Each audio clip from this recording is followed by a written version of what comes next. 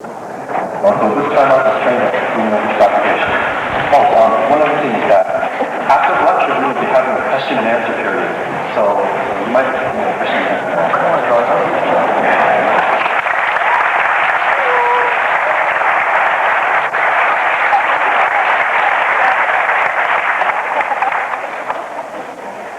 Well, thank you very much, Randy. I don't know whether to say it's a pleasure to be here tonight or not. Rather unique experience to see the amount of opposition that has been mounted.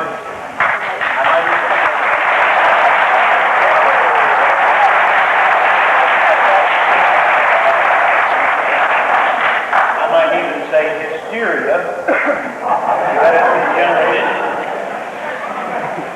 I am moved to begin on this account to quote from a statement from the National Academy of Sciences, the resolution of April 1976, an affirmation of freedom of inquiry and expression. That resolution reads as follows. This is an excerpt from the statement. That the search for knowledge and understanding of the physical universe and of the living things that inhabit it should be conducted under conditions of intellectual freedom, without religious, political, or ideological restrictions. That freedom of inquiry and dissemination of ideas require that those so engaged be free to search where their inquiry leads, without political censorship, and without fear of retribution in consequence of unpopularity of their conclusions. Those who challenge existing theories must be protected from retaliatory reactions. End of quote. I think that's an excellent statement from the National Academy of Sciences. Unfortunately, they're not following their own admonition in 1982. We are here this evening not to generate heat. We hope to generate some light.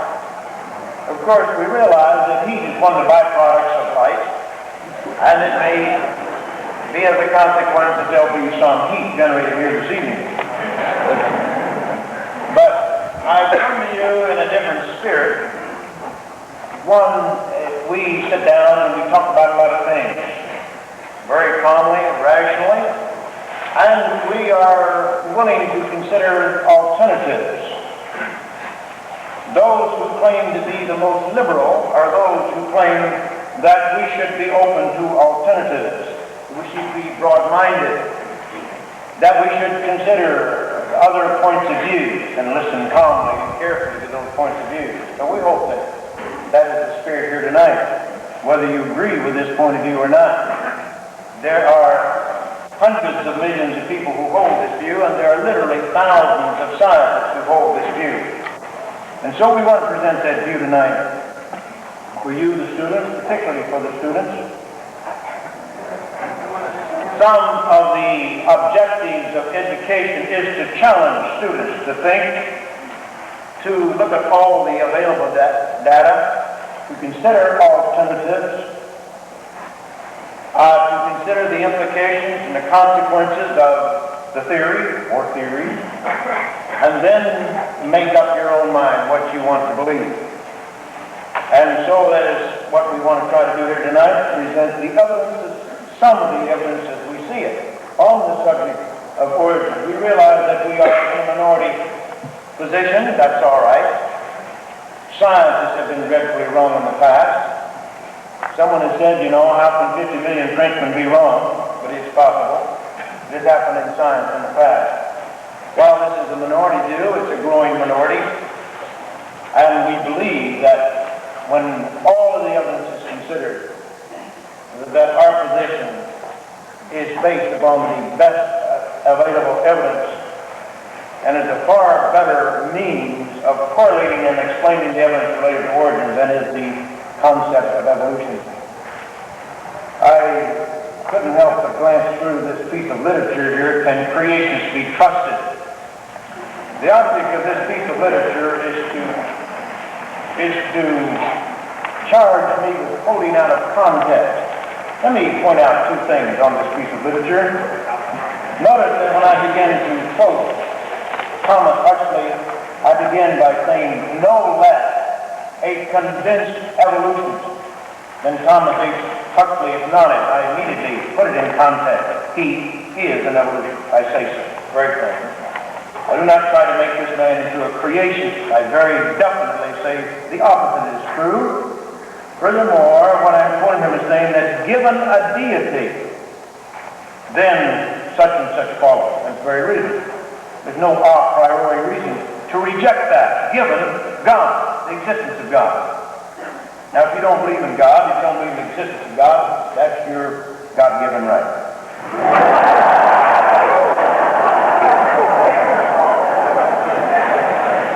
But for those who, a priori or otherwise, believe in God, then creation is not only reasonable but logical. I think it's inevitable. Now, if you're an atheist, of course, I'm not speaking to you because you're not listening. Because there's no possibility. But I would like to speak to those who at least have an open mind on the subject. And I trust that you'll be as polite to me as you would be to any other visiting lecturer and refrain from such outbursts. I want to point out, the writer of this literature did exactly what he accused me to do, what he accused me of doing. I did not quote out of context. I put it in context, perfect context. On the second page, they quote my book, Evolution, Prophets Say No, in which I state, we do not know how God created, what processes he used, for God used processes which are not now operating anywhere in the natural universe. This is why we refer to divine creation, spatial creation. We cannot discover by scientific investigations anything about the creative processes used by God. What this person failed to do was quote the very next paragraph in my book, which I pointed out on basis of exactly the same criteria. Evolution is not a scientific theory either. Evolution is no more scientific than creation. This is my point. You see how I'm being quoted out of context? I'm being quoted in literature all over the world. They quote this statement and do not quote the very next paragraph in my book, which I lay out the criteria for a scientific theory. No theory of origins is a scientific theory. No historical theory is a scientific theory. Obviously, there were no human witnesses to the origin of the universe. There were no human witnesses to the origin of life. There were no human witnesses to the origin of a single living thing. These events were unique, unrepeatable, historical events of the past. That's the stuff of history. That's not the stuff of science. You can't go in the laboratory and recapitulate the origin of the universe or the origin of life or anything. You can't do that. You can't see God creating anything either. And so the theories of evolution and creation are not scientific theories. Now they're about scientific matters. They are inferences based upon circumstantial evidence. But to claim that evolution is scientific and that creation is just clearly religious is absurd. That's an absurdity. By definition, then, you exclude everything that doesn't agree with you and get it out of science and put your own ideas into science. You can't do that. We're going to have one set of rules. We have to apply them uniformly. Evolution is not science. Creation is not science. That is, they're not scientific theories. They are about scientific matters. And one can establish levels of confidence or credibility in one or the other. But one can never prove one or the other. I think there are some things we can do. I do not believe we'll ever know scientifically how life arose on this planet. But I think we can know scientifically how life did not arise on this planet and how it could not have arisen. And I'm convinced that scientific evidence is sufficient to show that life could not have arisen on this planet by any possible mechanistic naturalistic process. And that this universe could not have created itself by any combination of natural processes that are existing today. We therefore conclude if the universe could not have created itself naturally, it was created supernaturally. There are these two alternatives. There are the only two possible alternatives. There are many submodels within each one. We'll discuss that shortly. But now that I've said that, let me say I'm delighted to be here on this campus this evening. I spent 8 very happy and productive years here on this campus. First 4 years as a graduate student in biochemistry, deeply indebted to Professor Frederick Carpenter, the man under whom I received my PhD. Tremendous scientist, a great professor, educator, man whom I respect and admire tremendously. Then I returned later on to work in the virus laboratory with Wendell Stanley and others in our work in the elucidating the structure of tobacco mosaic virus protein. So I've had many happy years here, and it's always good to come back. What we want to try to do this evening is to present some of the evidence that convinced us as a scientist that the theory of evolution is an untenable theory, and that the evidence, according to our view, indicates that creation, a supernatural creation, has taken place. Now, the scientific evidence that I believe indicates the fact of creation says nothing about that creator, doesn't tell us whether he's the God of the Hebrews, as described in the Bible, or whether he's the Hindu God or any other God. It says nothing about that. It merely indicates, I believe, the universe was created. And we want to divorce the scientific nature of this question from the religious question. After all, both creation and evolution are religious in the same measure. If one assumes God exists, as I mentioned, then creation is inevitable. If one assumes that God does not exist, then of course evolution must be the only possibility. Now, there are many evolutionists who are theists, who are not atheists. But I want to make very clear that the theory of evolution is a mechanistic, naturalistic, atheistic theory. Not I, but the evolutionist himself, by definition, excludes God or any outside intervention of any kind. That is by definition. And so the theory then is an atheistic theory. It is an attempt to explain the origin of everything by natural processes and natural processes alone. May we have that first slide, please? I've said that the theory of evolution and the theory of creation are not scientific theories, but nevertheless, we can use observation and logic in an attempt to get an answer to the subject of origin. Now, we may have to turn out the light, at least for the first slide. Can we turn the lights out? Yeah, I'll turn the lights out in just a moment. We'll have them back on again. Now, on this slide, we see a picture of an arrowhead among a group of pebbles. Supposing you're walking along a hillside one day down and you see this arrowhead among those pebbles. Would you not very rationally and that the pebbles form operating through time were sufficient to explain the origin of the pebbles? Yes, you would do that.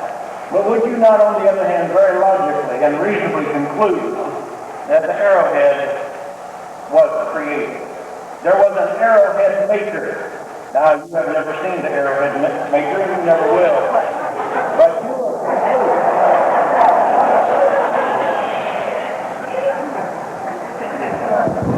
you would conclude that he existed from the product of his activity. Furthermore, you would not conclude that that arrowhead had been made by a snake, or by a beaver, or by a monkey. You would restrict the origin of that arrowhead to human activity. You've done that in a very logical and reasonable fashion. And we can do the same thing when we consider the subject of origin. From the products of the activity of these processes, whether it be evolution by natural processes, or whether it be creation by supernatural processes. May we have the next slide, please? I want to take a look at the definition of evolution according to Huxley, Julian Huxley. Julian Huxley has said that evolution in the extended sense can be defined as a directional and essentially irreversible process occurring in time, which in its course gives rise to an increase of variety and an increasingly high level of organization in its products. Our present knowledge indeed forces us to the view that the whole of reality is evolution, a single process of self-transformation. End quote. Now you notice that this is, first of all, a process of self-transformation. No outside intervention at all has been involved. It has been due to natural processes which we can ascribe to properties inherent in matter, period. Notice also that the process is directional. It always goes in one direction. It goes from disorder to order. It goes from simple to complex. It goes from chaos to the cosmos, ever leading to higher and higher levels of organization in its products. And notice also what Huxley has said, that it includes everything, everything in the universe. The galaxies, stars, planets, life, our culture, and our religion. Everything.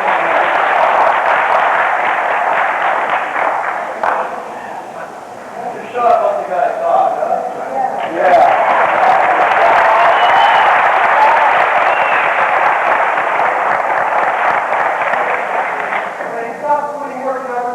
Thank you. Thank you.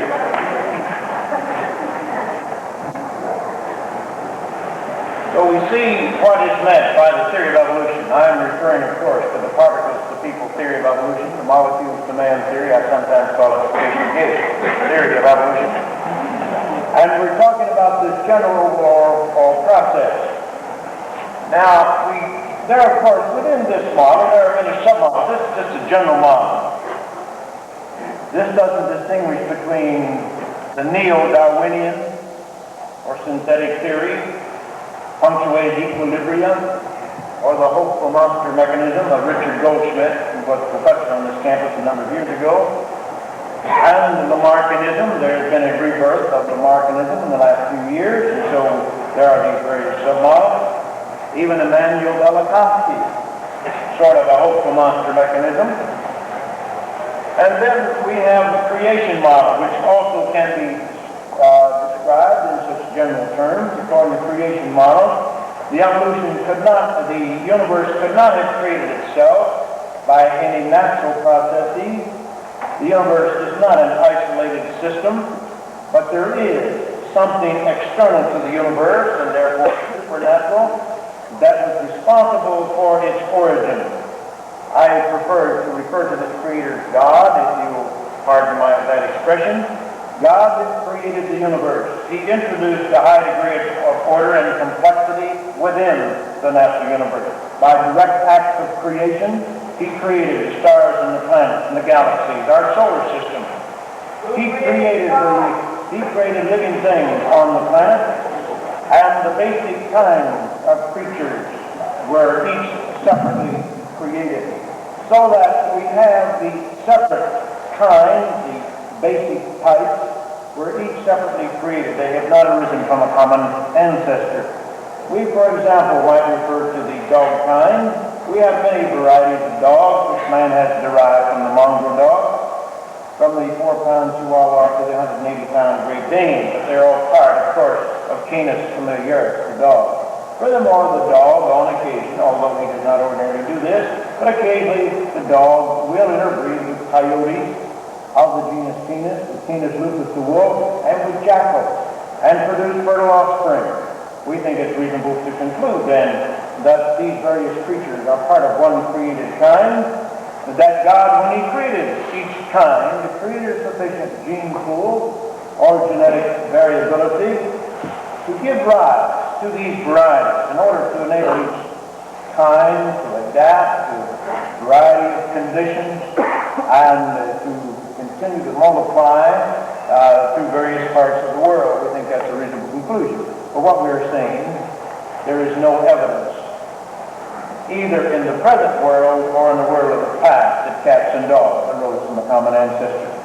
We are saying there is no evidence that turtles, snakes, lizards, and crocodiles arose from a common ancestor, nor is there any evidence that monkeys, apes, and people arose from a common ancestor. They were each separately created.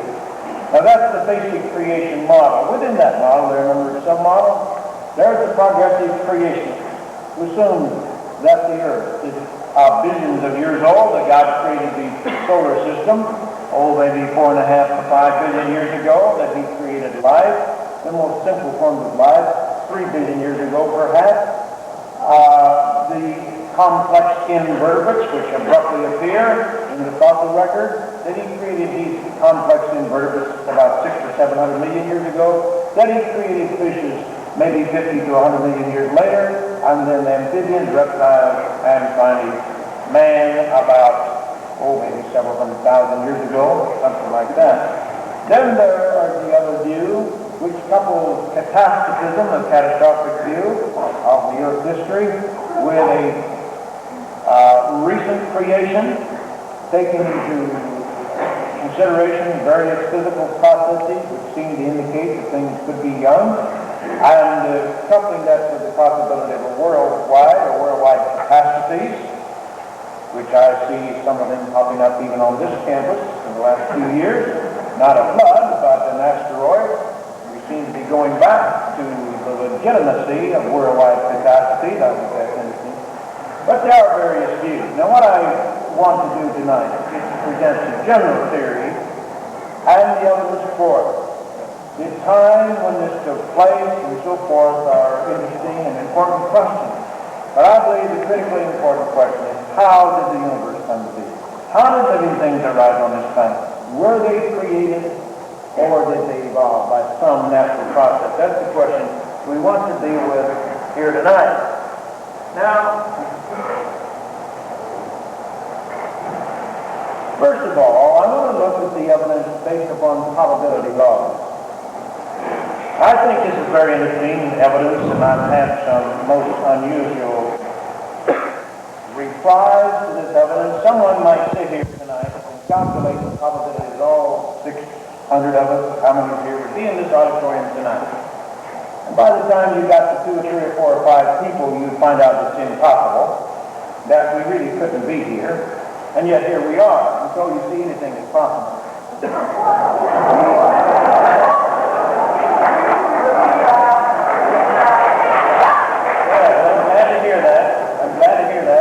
Boys out here.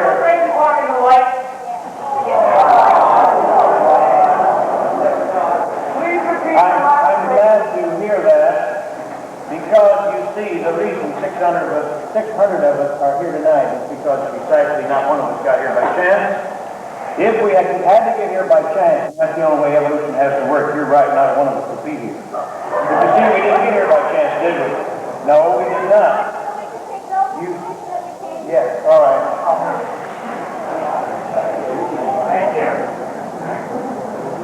You see, the reason we're all here tonight is precisely because not one of us got here by chance. We saw an ad or a notice or something in the paper.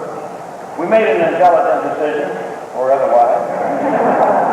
Come here this evening. And we took volitional action to get here. You see what I'm trying to say? Not one of us got here by chance. And that's the only reason we're here. But evolution must work solely by chance, you see. Well, let's take a look at some of the probability relationships. May we have that next slide, please? Maybe we can just turn this off up here and leave these others on. All right, I think most of us can see that. This is a diagram giving the chemical structure of ribonuclease, an enzyme. It has 124 amino acids in it. Most proteins have several hundred amino acids. I think the average is around 400. Some proteins have several thousand amino acids. And so I've chosen a rather small protein with 124 amino acids. The first one is lysine. The next one is glutamic acid. The next one is threonine, alanine, lysine, alanine, glutamic acid, and so forth. All right. Now, you need hundreds of such molecules to initiate life. We don't know how many. 10 minutes per plotter, so the number might be 1,000, maybe 10,000. We really don't know. But it would take a very large number.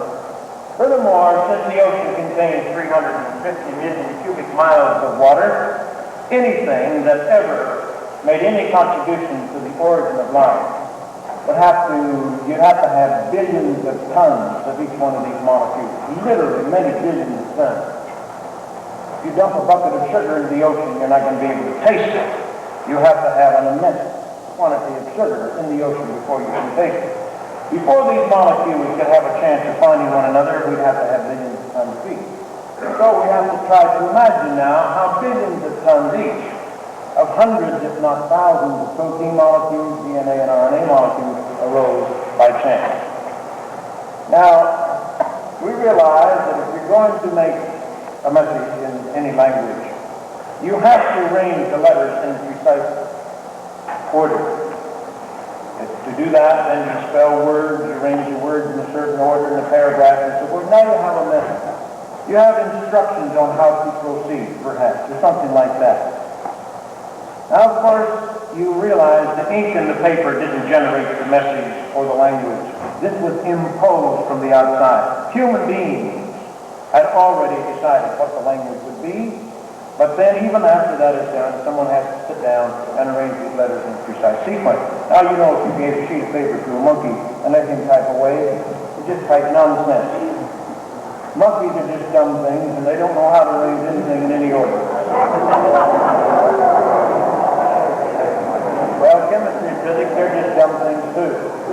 And they don't know how to arrange anything in any order. It's strictly chance. Strictly by chance this has happened, we are told.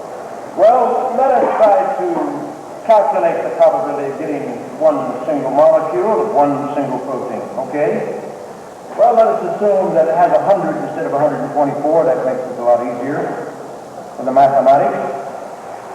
Now let's calculate the probability. First of all, we have the first one right, the lysine. Well, since there are now 20 different amino acids in proteins, of course, on the hypothetical primordial Earth, there would have been literally hundreds of different kinds of amino acids, and there would have been an equal number of left-handed versus the right-handed. We're going to make it easy for the evolutionists. We're going to forget about the left-handed versus the right-handed. We're going to forget about all those others. We're just going to assume there are only 20 different kinds of amino acids on a hypothetical primordial Earth. All right, we reach over here now and we pick out the first amino acid. Happens to be phenylalanine, and that's not the right one, so we throw that away. We reach over here again and pull out glycine. That's the wrong one. Well, we have one chance out of 20 to see getting glycine right, getting the first one right. Now, the second amino acid happens to be glutamic acid. What's the probability that we'll have lysine in the first position and glutamic acid in the second position? Well, obviously it's 1 over 20. And 1 over 20, 1 out of 400. What's the probability we get the first three in the right order? Well, obviously it's 1 over 20 times itself 3 times, which is one chance out of 8,000. Now, if we repeat this, it doesn't make any difference. As far as probability is concerned, whether you do it sequentially, which we are doing, or all at once, you've got one chance out of 20 in each position to get the right one by chance. Now, if you calculate the probability of getting 100 of these together, you have to multiply 1 over 20 times itself 100 times. That's also equal to multiplying 1 over 10 times itself 130 times. You've got one chance out of 10 to the 130th power of getting the right sequence here, by chance.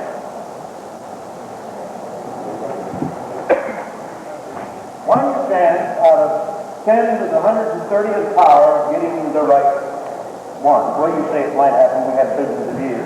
No, it would not happen in billions of years. As a matter of fact, it wouldn't happen in 100 billion years. What is that number? How big is that number? How little is the probability? Well, let's illustrate it this way. Let's take the universe, which is about the biggest thing we know much about. We're going to cram it absolutely jam-packed with about the smallest thing we know anything about, and that's the electron. Okay? We've got the universe jam-packed with electrons. Well, let's assume the universe is about 5 billion years in radius. 5 billion light years, I'm sorry. It could be larger. Let's make that assumption. So we have a universe 5 billion light years in radius, and we have jam-packed it solid with electrons. Now, one of those electrons has your name on it. You have to reach out and pick the one with your name on it. The probability that you'll wander around this universe and pick out that electron is equal to this probability here. You can get 10 to the 130th power electrons into the universe, jam-packed solid. You would have to wander around this universe.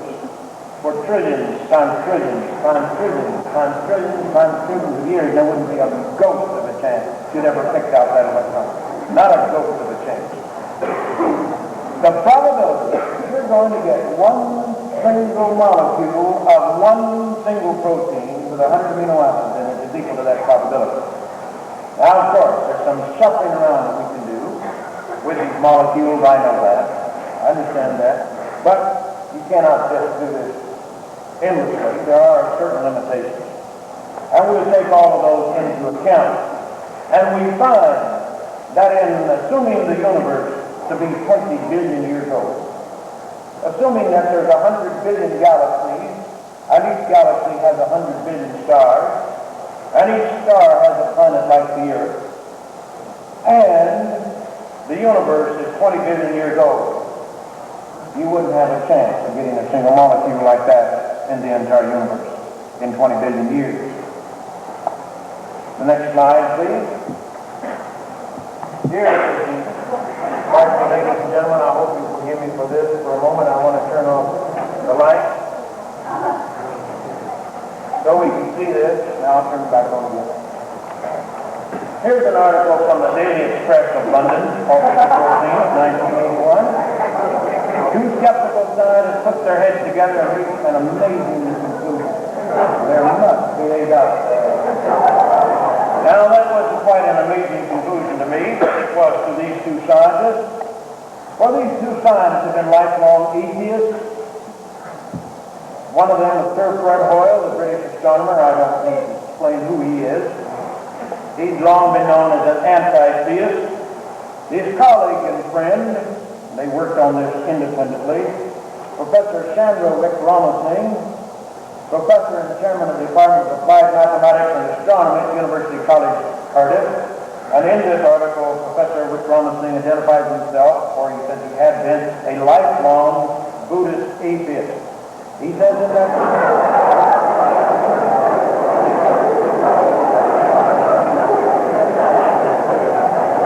Well, I'm just quoting what he has to say. I figure he knows more about Buddhism than I do. He said there's no place in their system for a creator. In fact, he said he had been brainwashed. All of it, well, let me read it. He says, from my earliest training as a scientist, I was very thoroughly brainwashed. I was very strongly brainwashed to believe that science cannot be consistent with any kind of deliberate creation. That notion has had to be very painfully shed. I am quite uncomfortable in this situation, the state of mind I now find myself, but there is no logical way out of it. And the rest of the article is very interesting. He says he's compelled to accept this view. Sir Fred Hoyle and Wickramasinghe are saying that if the universe is 20 billion years old and you had all of those billions of galaxies and all those billions of stars, there wouldn't be a ghost of a chance of life evolving anywhere in the universe. Fact is, I heard Professor Wickramasinghe say you couldn't get a single enzyme anywhere in this universe in 20 billion years by chance. Couldn't do it. Sir Fred Hoyle has an article in New Scientist, 19th of November, 1981. The Big Bang in astronomy is what it says here, and I'm going to come back to that in a moment. But Sir Fred, in this article, he says some interesting things. I think they're quite interesting. He says, for example, I don't know how long it is going to be before astronomers generally recognize that the combinatorial, I can't even say it, the combinatorial arrangement of not even one among the many thousands of biopolymers on which life depends could have been arrived at by natural processes here on Earth. Astronomers will have a little difficulty at understanding this because they will be assured by biologists that this is not so. The biologists having been assured in their turn by others that it is not so. The others are a group of persons who believe quite openly in mathematical miracles. They advocate the belief that tucked away in nature outside of normal physics, there is a law which performs miracles, provided the miracles are in the lead of biology. This curious situation sits oddly on a profession that for long has been dedicated to coming up with logical explanations of biblical miracles. Unquote. So what he's saying is what I've always said, is that the evolutionist demands miracles, but he doesn't have a miracle maker. But he not only demands miracles, he demands a whole series of miracles. And Sir Fred Hoyle goes on to illustrate the probability of getting one of these biopolymers. He says it's equal to the probability. Now listen. Take 10 to the 50th power people. 10 to the 50th power people. Blindfold every one of them. Give each one a Rubik's Cube. And they all solve the cube blindfolded simultaneously. That's the probability of getting one single biopolymer by chance. Well, ladies and gentlemen, if you want to believe that, you go right ahead. If you want to believe in such miracles, that's all right. But don't call it science. It is not science. The next slide, please. There's someone else also involved in similar studies. This man, now I want to emphasize, ladies and gentlemen, that Sir Fred Hoyle, by the way, rejects the Big Bang theory of the origin of the universe. And I'll come back to that shortly. He rejects biological evolution. He rejects the evolution of life. He says wherever life occurs in this universe, it had to be created. Did he reach that conclusion based upon religious faith? Was he coming out of religion? Is that religion? Not at all. He's not a Christian. He doesn't believe the book of Genesis. He simply believes his science. His science tells him that life could not have arisen spontaneously by natural processes anywhere in this universe.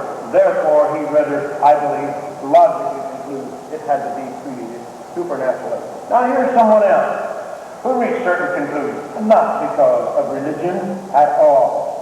Dr. Hubert Yockey, in the Journal of Theoretical Biology, volume 67, 1977, had an article on spontaneous biogenesis. I believe the title of the article was Information Theory and Spontaneous Biogenesis. He calculated the probability of life arising somewhere on this planet by spontaneous biogenesis, by some evolutionary process. And he made the most liberal assumptions. He made all these exchanges in the protein molecules of the amino acids. I think he was much too liberal, exchanging perhaps lysine for arginine in certain places, which I don't believe could have would work in any particular species, but he made all the liberal assumptions that is possible that anybody ever makes. And with all of this, he reached the following conclusion. See here, he says the longest genome, which could be expected with 95% confidence in a billion years, that is 10 to the 9th years, corresponds to only 49 amino acid residues. This is much too short to code a living system. So evolution to higher forms could not get started. Geological evidence for the Warmville Pond is missing. It is concluded that belief in currently accepted scenarios of spontaneous biogenesis is based on faith, contrary to conventional wisdom. All right, what does Yockey say? By such a process, in a billion years, the best you could get would be one single gene coding for one single protein of only 49 amino acids. Obviously, that is light years short of a living system. Obviously. So he says, evolution to higher form, that is the living forms, cannot even get started. And he says, if you believe that life has arisen spontaneously on this planet, that's nothing but your faith. And ladies and gentlemen, there's nothing wrong with faith, unless it's a credulous faith. If you have put your faith in science, and I say, when I say science, I mean in the laws of science, and in materialistic processes, if you put your faith in that, and that's all, and you construct your theory on the basis of those natural laws and natural processes, and your theory is directly contradicted by those laws and those natural processes, and you still have faith in such a process, that is a credulous faith. That's a misguided faith. You are violating your own laws, the only rules that you have set down. Now, Hubert Yockey did not reach that conclusion because he's a Christian, because he believes the Bible, or anything like that. No, he doesn't. Not at all. And here's another scientist, Dr. H.F. Lipton, in an article entitled "A Physicist Looks at Evolution," published in volume 31, 1980, of the Physics Bulletin. This is a secular scientific journal published by the Institute of Physics in Britain, page 138. Now, Dr. Lipton is a physicist, and he said, first of all, he had grown a little suspicious of the theory of evolution because it has become a scientific religion. And scientists bend their observations to make them fit. And so he said he thought he would compare the biological evidence of the past 30 years to see if it fit in with Darwin's theory. He says, I do not think that it does. Then he showed or described what he believed to be the contradiction between thermodynamics and evolution theory. Then he said, well, perhaps we should consider a possible alternative, like Lamarckianism or something like that. Then he says, and I quote, I think, however, that we must go further than this and admit that the only acceptable explanation is creation. He italicizes the word to emphasize. I know that this is anathema to physicists, as indeed it is to me, but we must not reject a theory that we do not like if the experimental evidence supports it. End quote. You see what Dr. Lipton had to say? He was forced by his science to believe that the only acceptable explanation is creation.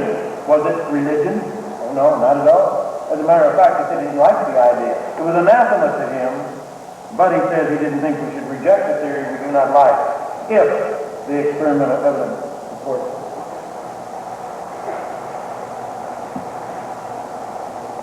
Based upon these laws of probability, there is no way that life could ever have arisen spontaneously on this planet. And we have just discussed, we have just skimmed the surface, ladies and gentlemen. Look, I'll give you every protein molecule that you can think about. I'll give you every DNA, RNA, carbohydrate molecule that you want, in any quantity you want.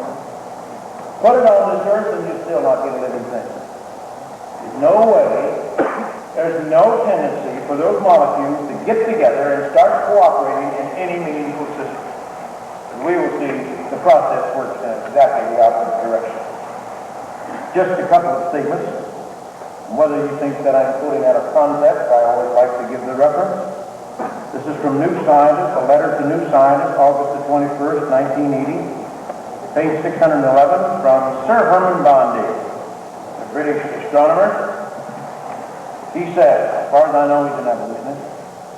He says, as an erstwhile cosmologist, I speak with feeling of the fact that theories of the origin of the universe has been disproved by present-day empirical evidence, as have various theories of the origin of the solar system. End of quote. Sir Herman Bondi says all theories on the origin of the universe and of the solar system have been disproved by present-day empirical evidence. There was an article that appeared in Science 81, June, on page 96. The article is by Ben Petrovsky. Titled the article, Why is the Cosmos Lumpy? You see, the cosmos has a lot of lumps. It has stars, has planets, has galaxies, and things like that. Now the author starts out by stating that most cosmologists believe in the Big Bang Theory. Then he goes on to say, paradoxically, no cosmologist could now tell you how the Big Bang, the explosion of a super-hot, super-dense atom, ultimately gave rise to galaxies, stars, and other cosmic lumps. As one sky scientist, IBM's Philip E. Seiden, put it, quote, the standard Big Bang model does not give rise to lumpiness. That model assumes the universe started out as a globally smooth, homogeneous, expanding gas. If you apply the laws of physics to this model, you get a universe that is uniform, a cosmic vastness of evenly distributed atoms with no organization of any kind. End of quote. Then the author goes on to say, no galaxies, no stars, no planets, no nothing. Needless to say, the night sky has lumps and clusters says otherwise. End of quote. All right, what did this man say? Take the Big Bang Theory and its expanding cloud of hydrogen You know, the late Professor Harlow Shapley of Harvard University said one time that some people piously proclaim in the beginning God. I say in the beginning hydrogen. And he believed, he stated, that starting with hydrogen, natural laws, and sufficient time, you could explain the origin of everything. Of course, he could not do that. But at least it was consistent with his basic assumption. This reminds me of someone who said that hydrogen is an odorless, tasteless, invisible gas, which, if given sufficient time, becomes people. And of course, now, don't laugh. That's precisely what Harlow Shapley believes. That's precisely what Carl Sagan believes, or anyone else who believes in this Big Bang Theory, that they're the only thing we had in this entire universe. At one time was an expanding cloud of hydrogen. Now, ladies and gentlemen, if that cloud of hydrogen had expanded, continued to expand forever, I would have no problem with that theory. I would have no problem with that theory as far as any laws, natural laws are concerned. But that didn't happen, you see. According to the Big Bang Theory, this cloud of hydrogen organized itself into stars and planets and galaxies and living things. That's where I have the problem. And as Poseidon says, if you apply the laws of physics to that one, you can't get the universe we have today. And yet Carl Sagan gets up there on television and he tells us this story of how the universe came into existence out of this cloud of hydrogen, as if he was there to be a witness. How that happened. He couldn't take the laws of physics, he could not take the laws of physics, and no one else could take the laws of physics and take a cloud of hydrogen and get the universe we have today. There's no one who can do it. If you Why didn't you shut up?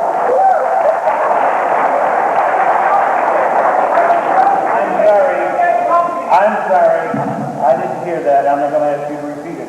I'm merely telling you what the physicists tell us. You don't have any data to present. Just saying that something is not so does not mean it's not so. You have presented no data.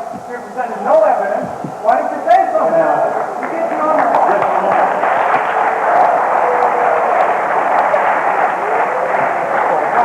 What was the evidence that convinced Sir Fred Hoyle? What was the evidence that convinced Professor Sanders? What was the evidence? It did. Let's take one example. Let's take a specific example, ladies and gentlemen. Let's start with a cloud of hydrogen about 6 billion light years in diameter. I think that's what the 1 light year in diameter. About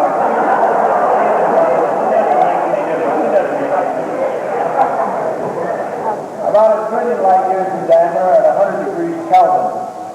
Now, this cloud of gas, we are told, collapsed on itself to form a star. During the process, it contracts to a size of about an astronomical unit, heats up to 100,000 degrees Kelvin. From that point, yes, gravitational attraction is complete and collapse. But going from that initial state down to this cloud of gas at 100,000 degrees Kelvin, you see there's two processes at work. There's gravitational forces pulling in, there's gas pressure pushing out. Now, it is obvious, is it not? Then if that cloud collapses on itself to form a star, then the gravitational force pulling in must exceed the gas pressure pushing out.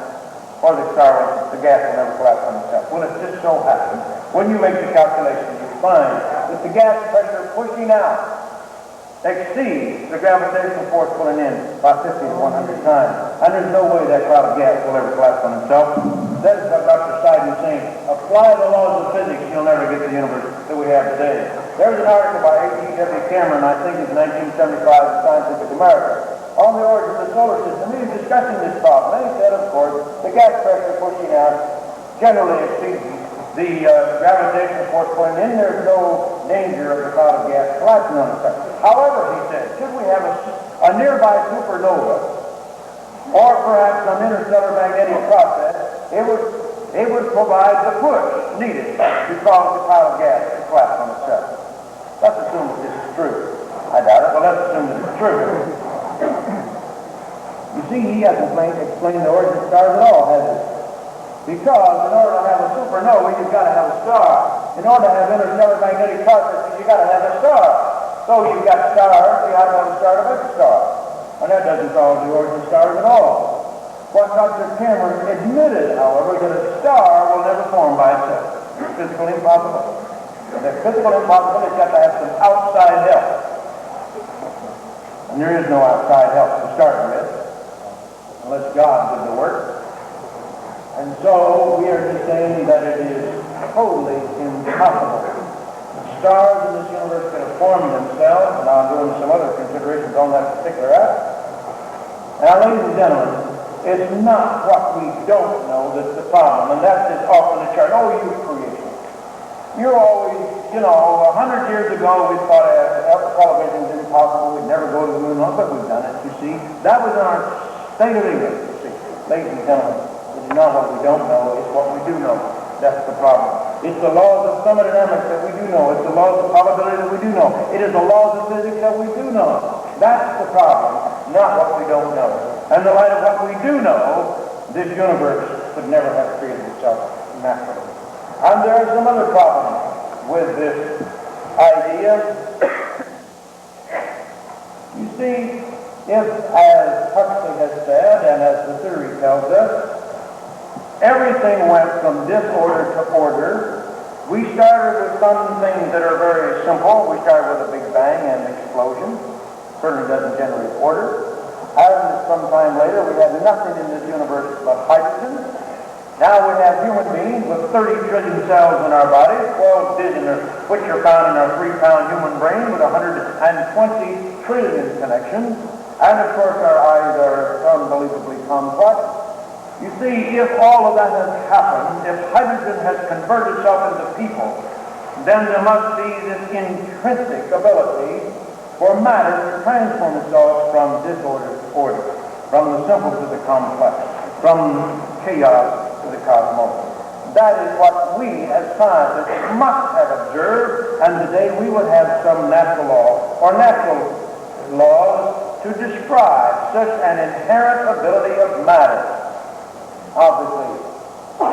However, if creation is true, if we assume, as we may assume, that God created, then we would not expect matter to have this property.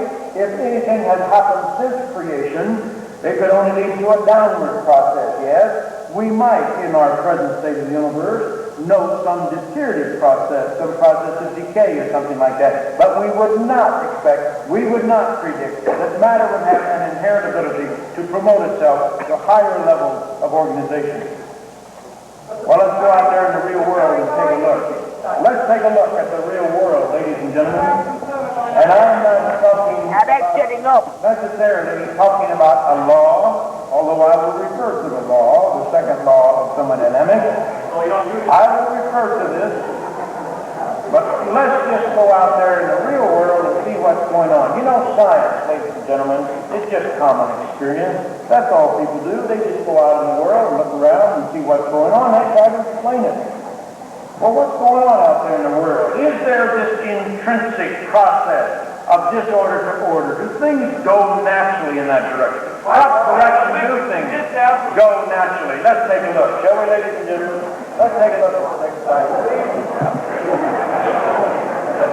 Let us allow Isaac Asimov to state the problem. Isaac Asimov in Smithsonian Institute Journal, June 1970, on page 6, states, another way of stating the second law, that is the second law of thermodynamics, another way of stating the second law then is the universe is constantly getting more disorderly. Use that way, we can see the second law all about it. We have to work hard to straighten the room, but left to itself becomes a mess again, very quickly and very easily. Even if we get dinner, it becomes dusty and musty. How difficult to maintain houses and machinery in our own bodies in perfect working order. How easy to let them deteriorate. In fact, all we have to do is nothing. And everything deteriorates, collapses, breaks down, wears out. All by itself. And that is what the second law is all about.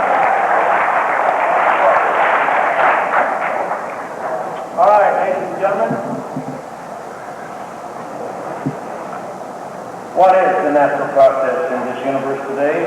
Everything tends to deteriorate, to decay, to wear out, to go from order to disorder, from the complex to the simple. You don't have to do anything. Everything goes in that direction. Did you ever calculate the cost of the second law of thermodynamics? How many billions and billions and billions of dollars we spend on our health, hospital bills, and funerals?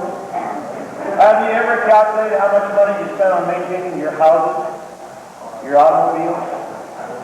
Why is that so?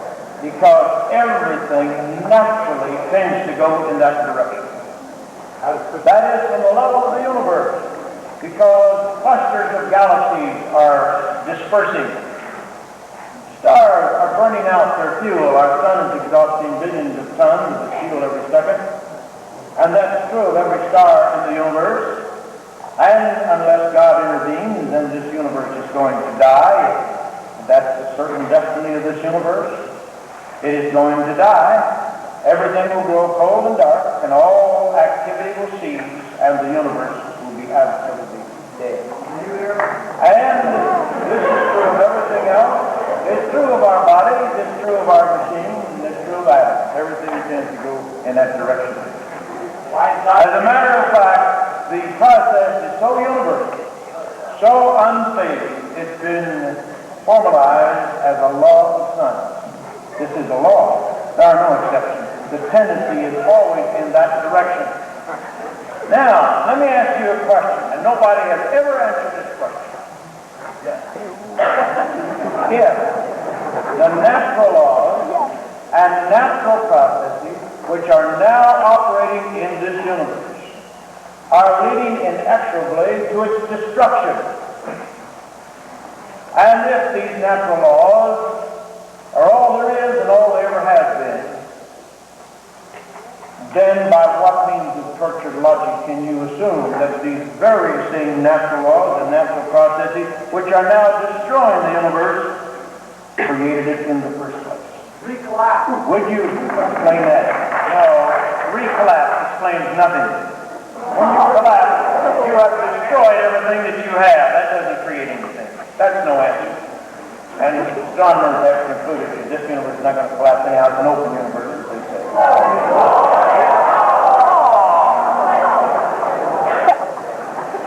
Well, they got to find a lot more matter than they found so far. You can bet on that. All right. That's no answer. That's no answer.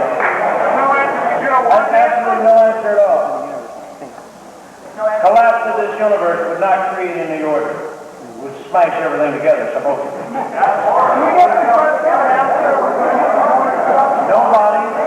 Nobody has ever answered that question.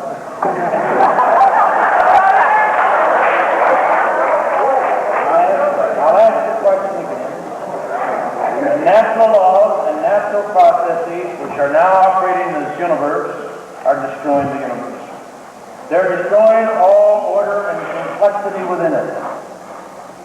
How could those very same natural laws and natural processes create that great deal of complexity and order within it? Well, if you have the answer, please publish it. You win a Nobel Prize. There is no answer to that question. There's no answer to the question. Gentlemen have the answer, though.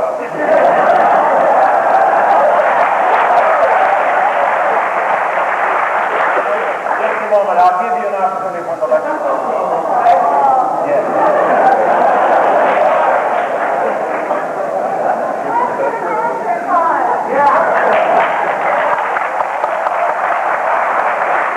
Ladies and gentlemen, please, you're Berkeley students.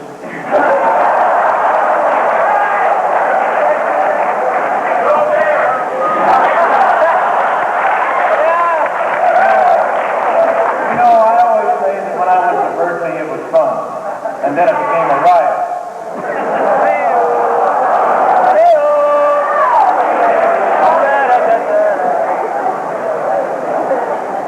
Now, I trust that you will behave according to that which you expect from students at the University of California at Berkeley.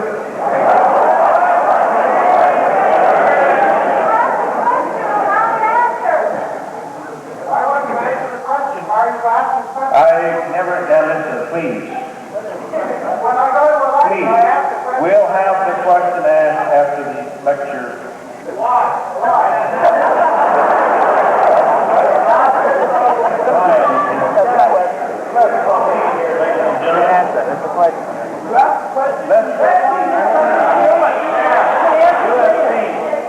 There is no question about it. There's no question concerning how mental processes are working in this universe today. Isaac Asimov has stated it very plainly. In the debate that I had with Isaac Asimov in the pages of Science Digest last October, Dr. Asimov knew that the universe is as he says, that he would believe the universe is an isolated system. That is, there's nobody on the outside that did any work on it, and nobody brought anything in from the outside. And in an isolated system, that system can go only in one direction, that's down. It cannot wind itself up. It cannot go from a state of disorder to order. That is a clear violation of the second law of thermodynamics if you have an isolated system where nothing is coming in from the outside. That system can go in one direction only, that's downward. It must be. It can never increase in order to complexity. That's the second law of thermodynamics that says anything. Now, what Asimov did say was this, in contradiction to what I've been reading. He says that the evolutionary astronomers believe the universe started in a very high state of order. The cosmic age, which will feed into billions and billions and billions of multiplied billions of degrees, so hot that not even elements could exist. Only subatomic particles and various radiation existed in that cosmic egg. Now nobody has the slightest idea where it came from or how it got there. There it was, just like that. And then for some reason, which no physics can explain, if you have something in equilibrium, it will remain in equilibrium unless it's acted upon by some outside unbalanced force. But in clear violation of these cardinal principles of physics and so forth, the cosmic age exploded. And so, a short time afterward, the only thing we had was an expanding cloud of hydrogen. Now, is not the present universe much more ordered and complex, more highly structured than a cloud of hydrogen? Of course it is. You have gone from simplicity to complexity. You have gone from disorder to order. There's no question about it, according to this theory. Sir Fred Hoyle says that the Big Bang theory, this is what he said. He says this is in New Science, this 19th of November 1981, The Big Bang in Astronomy by Fred Hoyle, or about Fred Hoyle. Hoyle says the young Turks of the present day are very properly seeking to remedy this defect with immense enthusiasm along what seems to me a wrong path. They are seeking to settle the hash of the whole universe in the merest fleeting time interval following its origin. But the interstinct quark transformations are almost immediately over and done with, to be followed by a little rather simple nuclear physics, to be followed by what? By a dull as ditchwater expansion which degrades itself adiabatically until it is incapable of doing anything at all. The notion that galaxies form to be followed by an active astronomical history is an illusion. Nothing forms.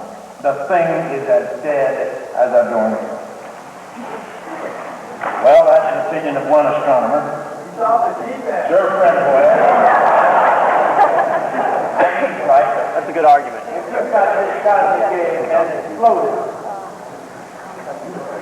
and all you've got is this expanded cloud of hydrogen, and that's all. I did too. And you have nothing external. You have nothing external to the universe. That hydrogen will never convert it.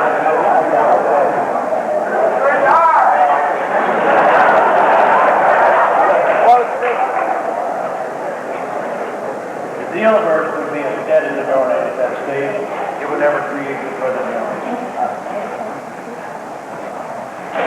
If you want to believe that a cloud of hydrogen has converted itself into everything in the universe today, including your human brain, you go right ahead and believe it. But don't call it science. Don't teach it to your students as science. Because it is not only pseudoscience, it is anti-science. When you are violating the known laws of physics, when you say you can create this universe using the known laws of physics, and you violate these laws, then you are not only engaging in pseudoscience, you are engaging in anti-science. Let's go on to the next page here. Let's go to something. Let's go to the fossil record.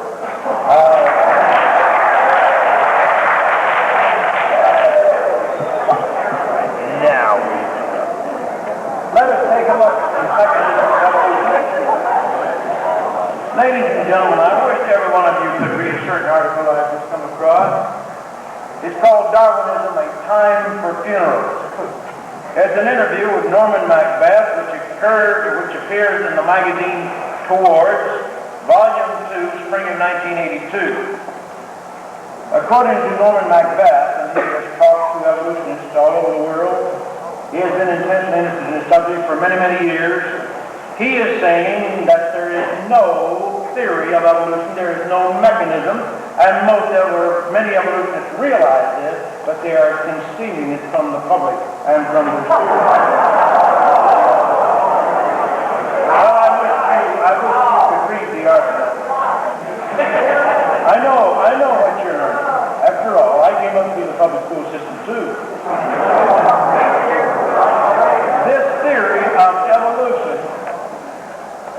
is in a terrible state today. I am aware of the fact, Stephen J. Gould, in his deposition for the trial in Arkansas, said, I do not know the mechanism of evolution. And most people are saying this. His punctuated equilibrium, by the way, is no mechanism whatsoever.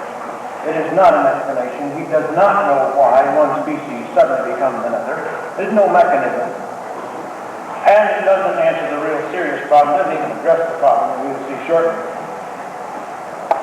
Isn't it an amazing thing? We have a process that works everywhere in this universe that has created everything we've been studying for 120 years, and we don't know how it works. There's something wrong here. Let's take a look at it, an example. All right, in this slide we see a flying reptile, a pteranodon. All flying reptiles have very long fourth fingers, immensely long fourth fingers. This creature had a wingspread up to 52 feet, which is longer than the airplane jet. It had, in addition to the very long fourth fingers, of course, it had a wing membrane. It had flight muscles, hollow bone. It had a long toothless beak, which means then the jaws and teeth gradually had to change the toothless beak, and these other changes had to take place. All right, now let's try to imagine how this took place. Many millions of years ago, there's a reptile, an ordinary land reptile.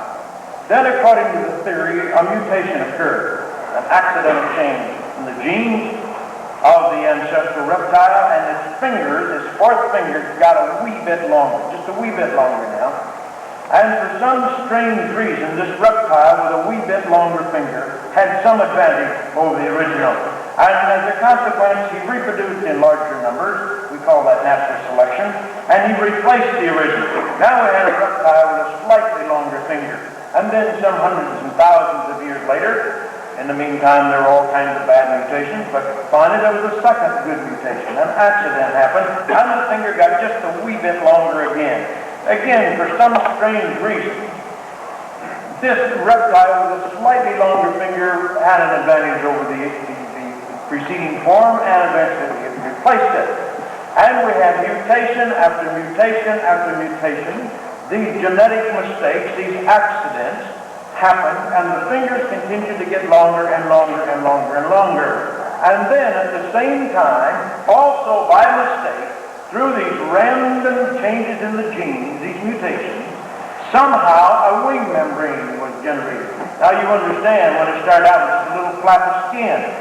So we have this reptile with a long finger and the skin flapping in the breeze.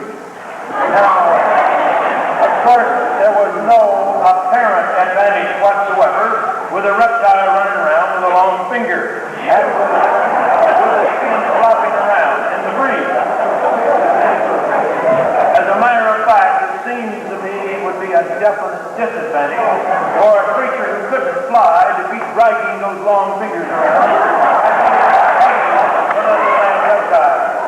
Now you also must understand that the type of muscles used for four-legged locomotion is absolutely no good for flight.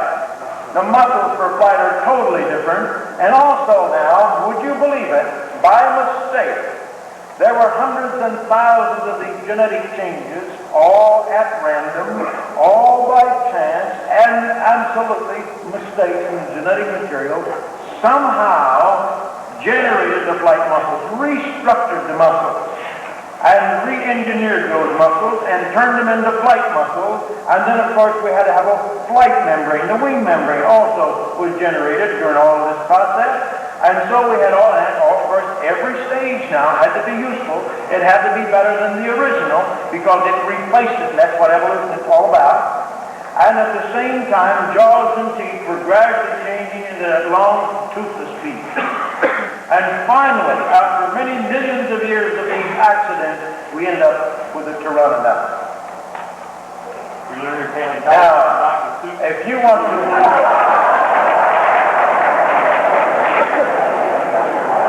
Again, let me say, if you want to believe that, go right ahead, but don't call it science. Now, another strange part of the story is that all of these millions of years of gradual evolution was involved, and yet we have never found a trace of an intermediate stage. Not a trace of an intermediate form has ever been found in the fossil record. Millions and millions and millions of years of evolution. And the population at all times had to be very significant in numbers. It never would have succeeded. The very definition of natural selection is that some organisms reproduce in larger numbers than others, and therefore they replace them. If these were the most fit organisms, they would have been numerous, and there must have been a considerable population of these creatures at all times. We do find fossils of the flying reptile. We do find fossils of his assumed land reptilian ancestor, but we have never found one single intermediate. Isn't that strange? That is rather strange, isn't it? Really very strange. And there's nobody alive in this world that can explain how the intermediate could have functioned. Let's take it another step further. We are told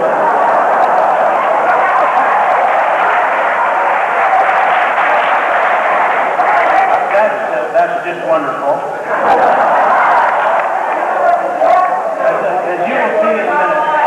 As you will see in a minute, I want you to write to Stephen J. Gould because he says he can't do it. Now let's go a little further. Let's go a little further, ladies and gentlemen. Now we go from the land reptile, not only to the flying reptile, but we also go to a marine reptile. I think that's what we have on the next slide. Let's see.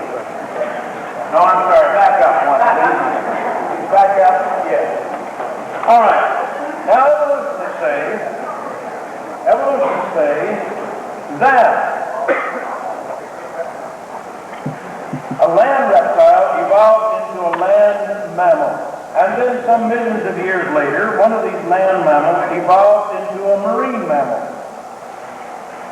For example, if I can find it here, yes, here it is. Here's an article called Whales of the World, which appeared as a foldout in the December 1976 issue of National Geographic magazine. It's entitled Whales of the World. See what the author said. He says the whale's ascendancy to sovereign size apparently began 60 million years ago when hairy, four-legged mammals in search of food or sanctuary ventured into the water. As eons passed, changes slowly occurred. Hind legs disappeared. Front legs changed into flippers. Hair gave way to a thick, smooth blanket of blubber. Nostrils moved to the top of the head. The tail broadened into flutes. And in the buoyant water world, the body became enormous. End of quote. All right, according to the author then, some hairy four-legged mammal in search of food or sanctuary ventured in the water, and as eons passed, it gradually evolved into a whale. Here's another article that appeared in Scientific American, March of 1979, by Dr. Bernd Wersig, entitled Dolphins. The author says, and I quote, dolphins evolved at least 50 million years ago from land mammals that may have resembled even to ungulates today, such as cattle, pigs, and buffalo. End of quote. All right, this is what they say. That's not my idea. They said that this is Dr. Bernd Wursig, in his article, March 1979, Scientific American. Some hairy, four-legged mammal that may have resembled a pig, cow, or buffalo ventured into the water, and over eons of time, has gradually evolved into whales and dolphins. Well, a friend of mine sat down with an artist and tried to visualize what some of these intermediates may have looked like.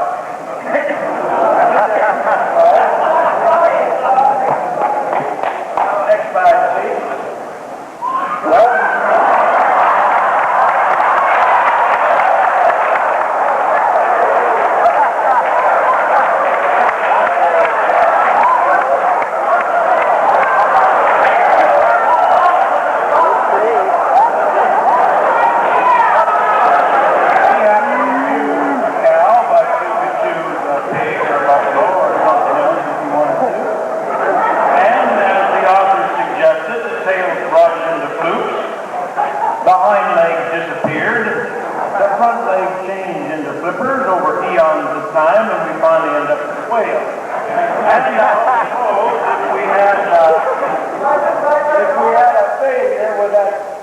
underneath, we just call it an utter failure.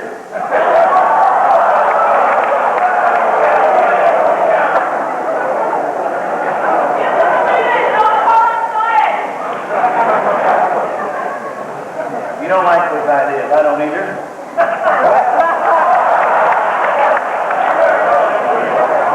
I would be just delighted to see yours. If you don't like these suggestions, then may I suggest something? You sit down and you sketch out what you think the intermediates look like, and then would you explain scientifically, with some rigor, how that creature managed to get into the water and stick around during eons of time as these changes slowly occur. Would you please explain how each intermediate happened to be superior to the preceding form? And finally you went from a cow to a whale or something like that, to a whale which is marvelously designed for life in the water. For example, the mother whale has to nurse her young underneath the water. She has to do it before they drown. And so the mammary glands on the whale has pumps, and she can pump a tremendous amount of milk very rapidly into the mouth of the baby whale. Now, what happened before that mechanism evolved? Of course, all the baby whales were drowned. They were nursing. If you try to go through that, you'll reach the same conclusion, I believe. That was reached by Stephen J. Gould and Niles Eldridge. This was their article published in Paleobiology, Volume 3, 1977. The particular quote I'm using is taken from page 147. Listen to what they had to say.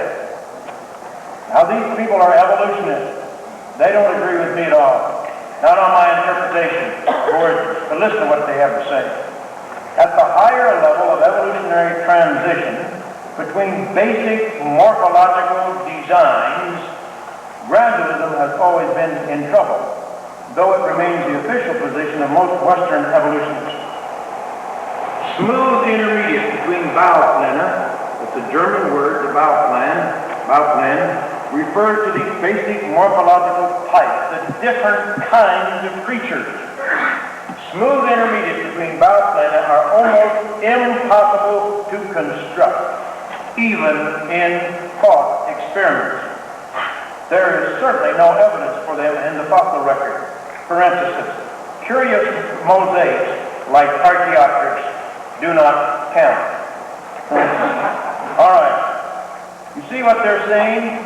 Even in thought experiments, even in our imagination, we cannot devise, we cannot imagine a series of intermediates, smooth intermediates leading from one basic kind to another. And you can't do it here, you can't do it for a flying reptile, you can't do it for any of these basically different kinds of creatures. Now these people believe the changes did take place. And in another article published by Stephen J. Gould, it was entitled The Return of Hopeful Monsters, published in 1977, June, of Natural History. Dr. Gould was predicting, he said, that Richard Goldschmidt and his hopeful monster mechanism would be largely vindicated during the next 10 years of evolutionary biology. Why? Because we have no evidence for gradual change in the fossil record. Because, as he stated, how can you imagine viable intermediates? Can we imagine viable intermediates? He went on to say, what good is half a jaw or half a wing? Now, ladies and gentlemen, what was Gould saying? He's saying that half a jaw or half a wing won't work. It has no survival value. Then he must be saying, it seems to me, if the English language means anything, that you had to go from no jaw to a jaw. You had to go from no wing to a wing, and that is Goldschmidt's hopeful monster mechanism.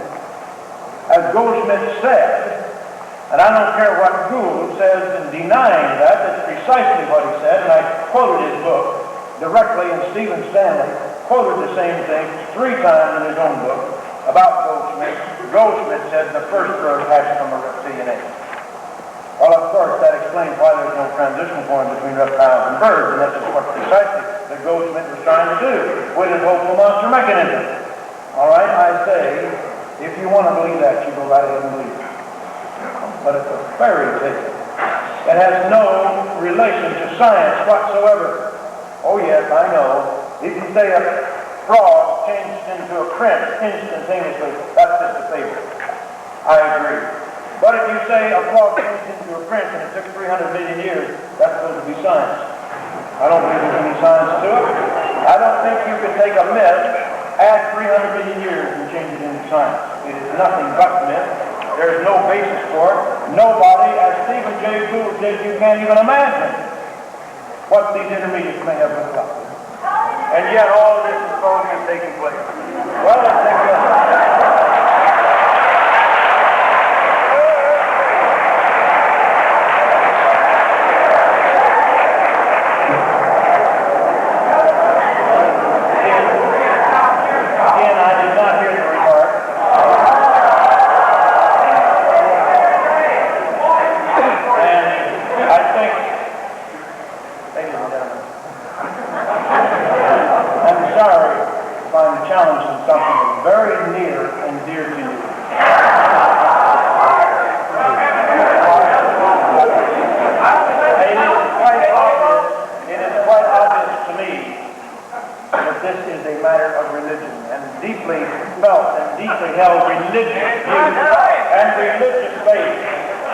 Because if someone was coming to lecture on alternative theories of economics or alternative theories of government or something like that, you'd all sit here very quietly and listen.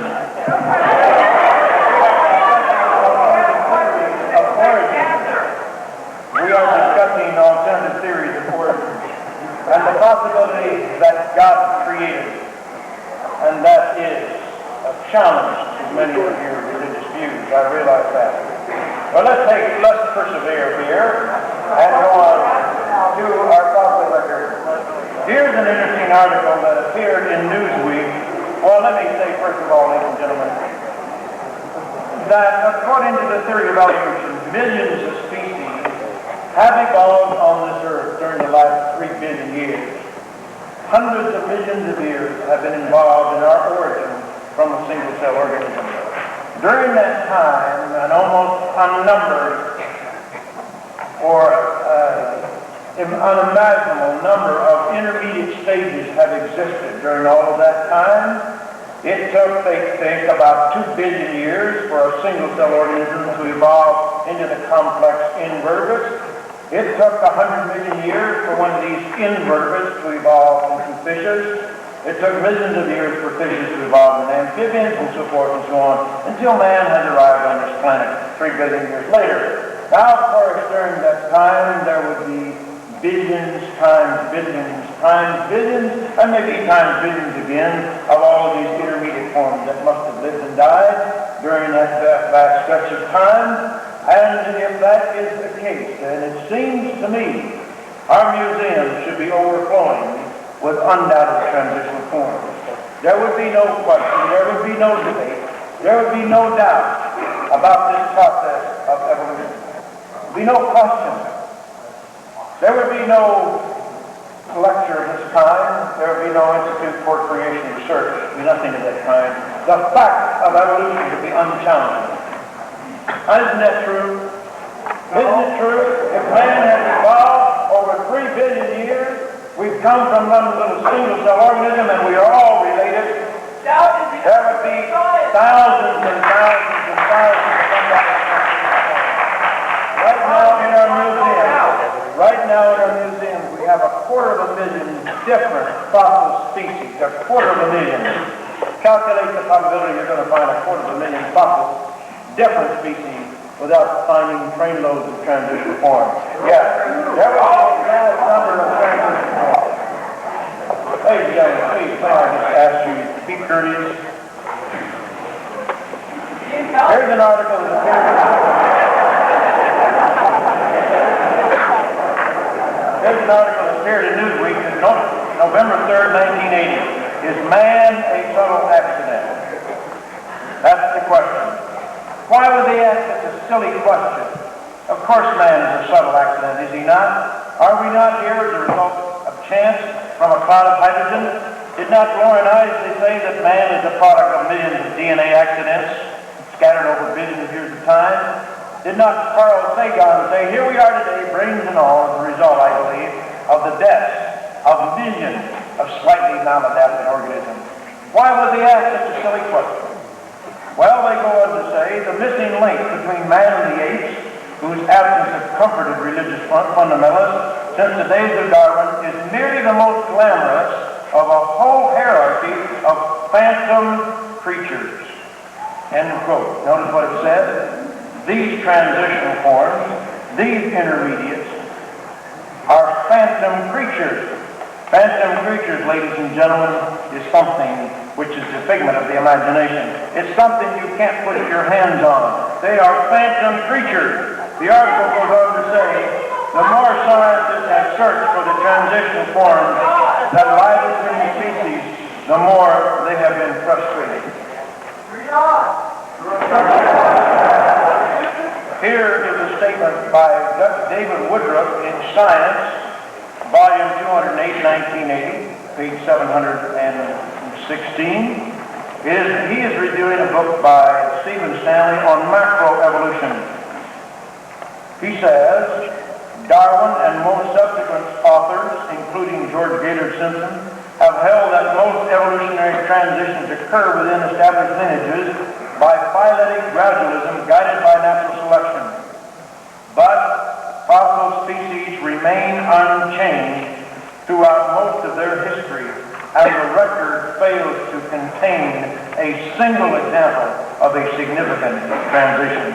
End of quote. At least that is the conclusion of that paleontology. Here's an article that appeared in New Scientist, June 25th, 1981, on page 830. The article is by Mark Ridley. Mark Ridley is a very, very adamant evolutionist, but he's counseling his evolutionary friends to not use the fossil record to support evolution. He was aware of the terrible, terrible shape evolutionists are in when it comes to the fossil record, and so he says, and I quote, no real evolutionist, whether gradualist or punctuationist, uses the fossil record as evidence in favor of the theory of evolution as opposed to spatial creation. End of quote. That's what he said. No real evolutionist would ever use the fossil record to support evolution versus spatial creation. And that is a startling statement, is it not, ladies and gentlemen? If we have had millions of species gradually evolve during hundreds of millions of years of time, what greater proof, what greater evidence for evolution could we have than the fossil record? But on the other hand, supposing creation is true, on the basis of creation we would expect fossils of a great variety of highly complex creatures to appear explosively, suddenly, fully formed, with no ancestors. We would expect to find fossils of each one of these various kinds, the created kinds we would call them, or phyla, classes, orders, families, genera, and so forth. We would expect to find fossils of each one of these basic types without any intermediate forms and without transitional forms. Well, already we seem to have a lot going for us here. As Woodruff says, we haven't found a single example of a significant transition in the fossil record. Ridley says we shouldn't even use the fossil record to support evolution. Newsweek the author calls these transition forms phantom creatures. Well, let's take a look at that fossil record. Next slide, please. We'll briefly consider man's origin, and very briefly, and I apologize for this, but if we don't do it briefly, we're going to be here all night. Someone said the mind can only absorb what the sea can endure. We may have reached that point already.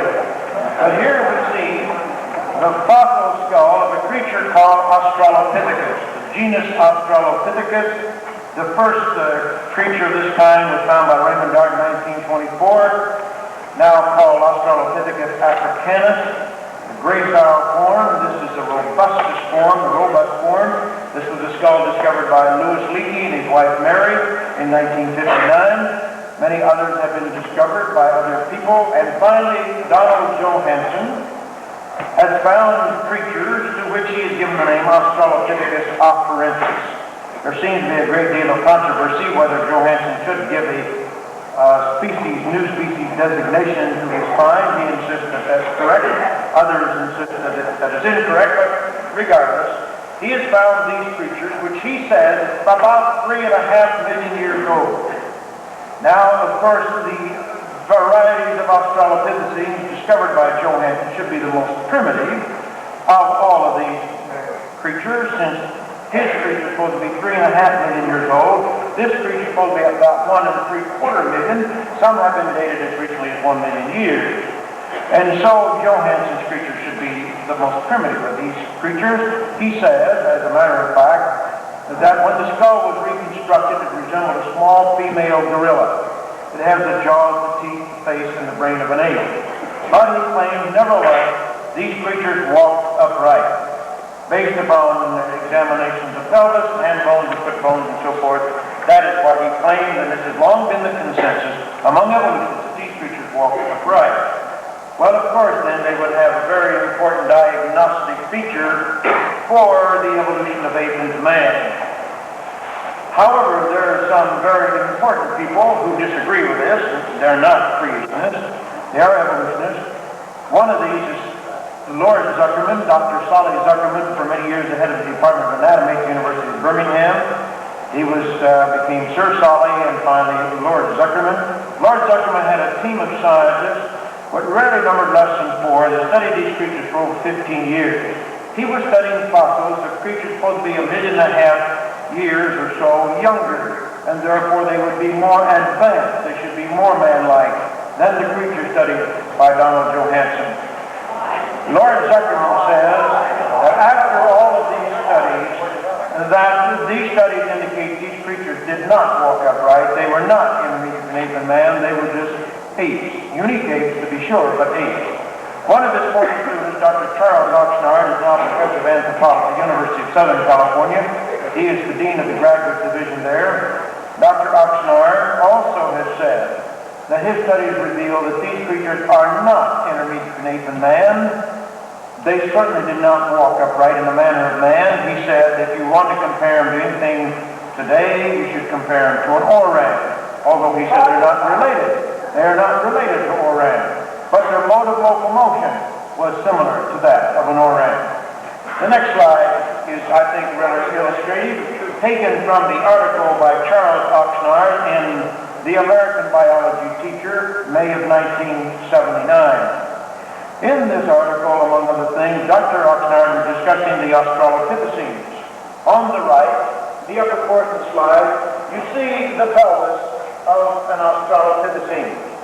In the middle, you see 2 human pelves, and on the left, you see the pelvis of an ape, of a chimpanzee. Now, anybody can tell looking at that slide that the pelvis of Australopithecus is much more man-like than it is ape-like. There's no question about it. Isn't that true? Yes, of course.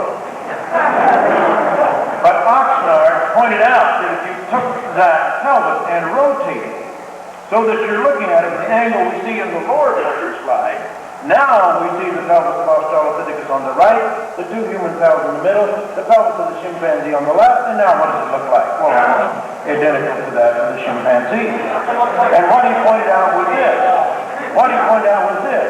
If you continue to do that, if you continue to rotate that pelvis, so you're looking at it from many different orientations, you get a different perspective in each view, and you make measurements and get all of this massive amount of data, and then you have that material analyzed by the computer in your multivariate analysis.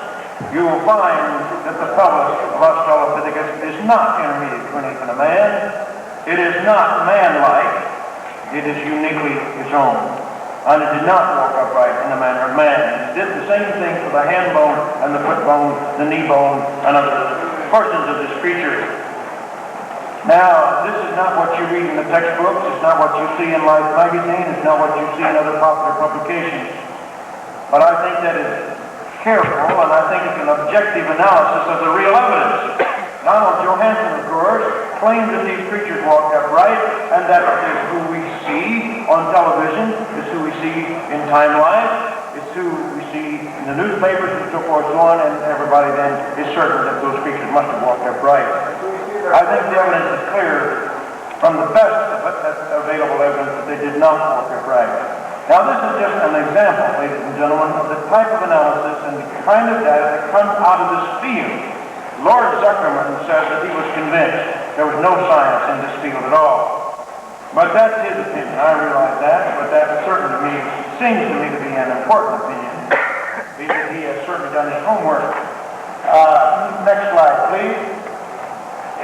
Let's take a quick look at the track record in this field. I think it's instructive. I think it's fair to take a look at the past, to see the very powerful influence of preconceived ideas. And ladies and gentlemen, I very frankly, very openly admit my own preconceived ideas. We all have preconceived ideas when we approach the subject of origin, particularly human origin. Here's the reconstruction of Piltdown Man, reconstructed on the basis of a few fragments of the jaw and the skull that was found in a gravel pit near Piltdown, England in 1912. Now, from the very start, some noticed the very ape-like nature of the jaw and the human nature of the skull, and there were very few maintained that the jawbone did not go with the skull, but the consensus of the world's greatest authorities, particularly the British authorities who had actually seen the data, including Sir Arthur Smith Woodward, G. Elliott Smith, Sir Arthur Keith, Robert Broom, and others, they maintained that this creature was a valid evolutionary form of man. He became known as the famous Piltdown Man, supposed to be 500,000 years old. Well, by 1950, he was demonstrated to be a hoax. Someone had taken the jawbone of a modern ape, the skull of a recent human, doctored them up with chemicals to make them look old, filed the teeth to make them look man-like, planted them in a gravel pit, and fooled the world's greatest authorities. Why did these frauds succeed? It wasn't a very clever fraud.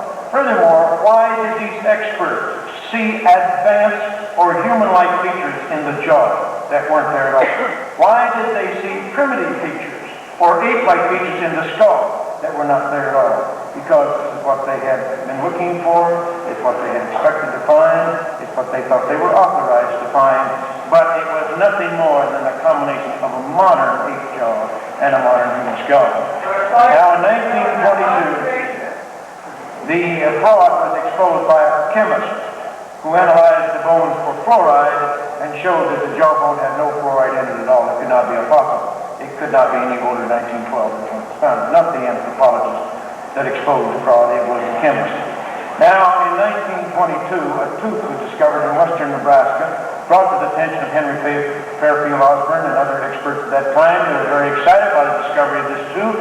It seemed to have certain morphological characteristics that they would associate with a primitive man or something intermediate between ape and man. This creature came to be known as Nebraska Man. We see the picture of this creature in the next slide. This was an artist's conception of the Illustrated London News in 1922, based upon the description of the scientist. And we see the picture of the man, the picture of his wife, the picture of the tools that they're using, based upon that single tooth. Well, after all, science is a fascinating subject, isn't it? Well, a few they found the remainder of the skeleton of that creature. He turned out to be neither an ape-like man nor a man-like ape. He turned out to be a pig. That's right. It was a pig's tooth, the tooth of an extinct peccary or pig. Now, ladies and gentlemen, I want you to look at that illustration there. This was offered as our ancestors based upon a pig's tooth. Now, my point is this, ladies and gentlemen, if it is possible to get something like that from a pig's tooth, then it's no challenge at all to get something like that from a fragment of an ape or a monkey, providing that you have a certain degree of imagination to go along with certain other assumptions. The next slide, please. Here we see the picture, the original view of Neanderthal man. Fossils of this creature were found beginning in 1860. In 1908, they found a nearly complete skeleton in France. And based upon that skeleton, that they had based a type Neanderthal, he appeared that he didn't quite walk upright, and that he had heavy eyebrow ridges and other primitive features. And so the Neanderthal man was portrayed as this long-armed, knuckle-dragging, beetle-browed, stoop-shouldered, bow-legged subhuman, Homo neanderthalensis. And this was the type of exhibit that we saw in our museums for many years. It turned out that that skeleton, the creature, did not walk upright simply because he had a bad case of arthritis. It turned out that all of these creatures suffered severely from rickets, which is a vitamin D deficiency, which causes the bones to become soft and deformed. And there are other suggested diseases possible, syphilis and other diseases that cause these conditions. And so it was finally concluded that the primitive features of Neanderthal man were not genetic, but they were pathological. Today he has been upgraded to Homo sapiens. We see that in the next slide. This is the modern version of Neanderthal man from the American Museum of Natural History. He is now classified as Homo sapiens, human, in other words. And about 20 years, Drs. Cave and Strauss published an article in which they said, really now, if you just take Neanderthal man, give him a shave and a haircut and a bath, put him in a business suit and place him on a New York subway, no one would take a second look. Well, of course today you wouldn't have to give him a shave or a haircut. That was 20 years ago. And in some circles in San Diego, you wouldn't even have to give him a bath.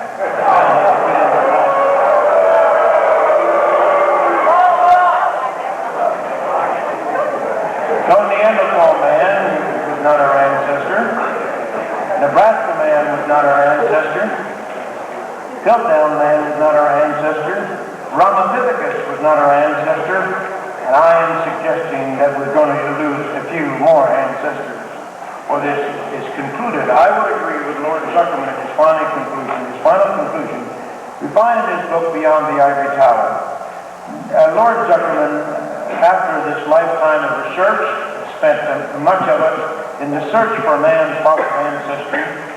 He published a book in 1970 called Beyond the Ivory Tower.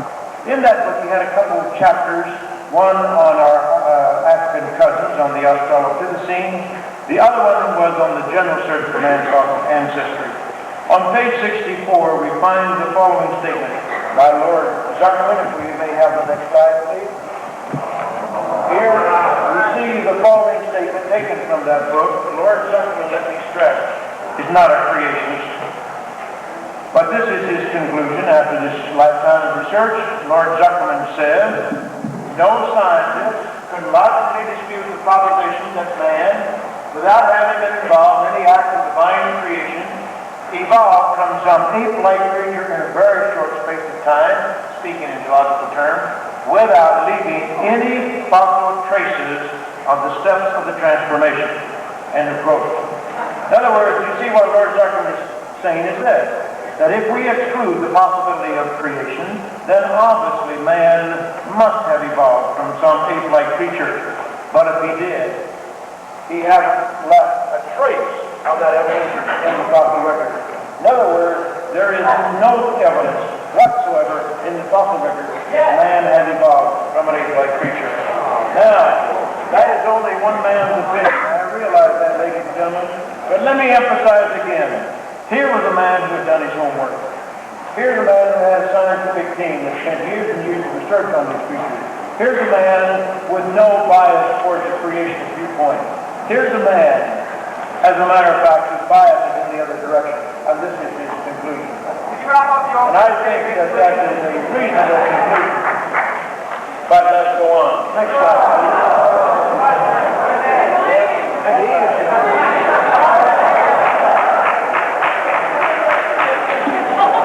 On this slide, we find the reconstruction of creatures whose fossils were found in Cambrian rock. Now, in your geology books, we are told that the Cambrian rocks began to form 600 million years ago. And they formed very gradually and slowly, just a fraction of an inch of the sediment each year coming out of the water. I do not know, I must confess, I do not know how fossils manage to form under such conditions. Because if animals just die and lie out on the ground or float around the water, they are soon all gone, bones, teeth, and everything is destroyed. But nevertheless, in these rocks, we have a great variety of very highly complex creatures. We have the sea urchin, we have the trilobites, we have sponges, we even have the soft-bodied jellyfish and worms.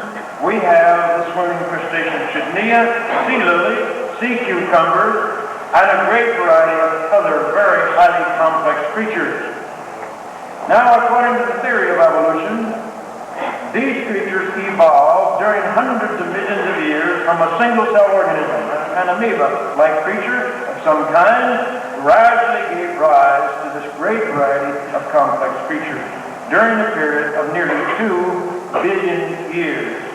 Well, if that's the case then, in the pre-Cambrian rock, the rocks which generally underlie the Cambrian, rocks which are often undisturbed, perfectly suitable for the preservation of fossils, rocks that in some cases certainly are identical with the overlying Cambrian rock. In these rocks, then, we must find the evolutionary ancestors of these creatures. What do we find in pre-Cambrian rocks? First, I'll tell you what we don't find.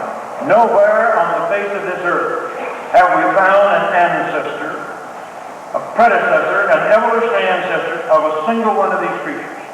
We have never found the evolutionary ancestors. We don't have the foggiest notion what the ancestors of sea urchins look like, or the ancestors of sponges, or the ancestors of jellyfish, or the ancestors of trilobites, or the ancestors of anything else. The first time we see a trilobite, it's a trilobite. The first time we see a sponge, it's a sponge. The first time we see a jellyfish, it's a jellyfish. Wherever or whenever these creatures appear, they appear fully formed. We have no ancestors for these creatures. George Gator Simpson termed the absence of these pre-Cambrian ancestors as the major mystery of the history of life. The creationist says, what greater evidence could the rocks give for creation than this explosive appearance of the fossils of these highly complex creatures with no ancestors? That is precisely what we would have predicted on the basis of creation. Now, in the pre-Cambrian rocks, there are many reports of fossils of bacteria and algae. These are single-celled, soft-bodied, microscopic organisms. Now, if we can find the fossils of these microscopic, soft-bodied, single-cell organisms, then we could find the ancestors of everything in between, quite obviously. There should be no problem. There should be no geological reason why we cannot find those intermediate forms. They do not exist. Ladies and gentlemen, this evolutionary tree, the phylogenetic tree, exists only in the minds of evolution. It does not exist in the record. How can we have 2 billion years of evolution with all of these creatures gradually and slowly evolving, and we can't find one single ancestor, not one single intermediate form? Now, ladies and gentlemen, the idea that these creatures could suddenly appear in the fossil record and verify evolution is incredible. This is a marvelous verification. Predictions based upon creation, clearly in contradiction to all the predictions based upon evolutionary theory. Now, furthermore, we are told that one of these invertebrates gave rise to fish. It took about 100 million years, we are told, And of course, during 100 million years, we would have billions times billions times billions of the intermediates. There would be absolutely no reason then why our museums would not be overflowing with these transition forms. What do we find? Ladies and gentlemen, nobody has produced one single intermediate between an invertebrate and the fishes.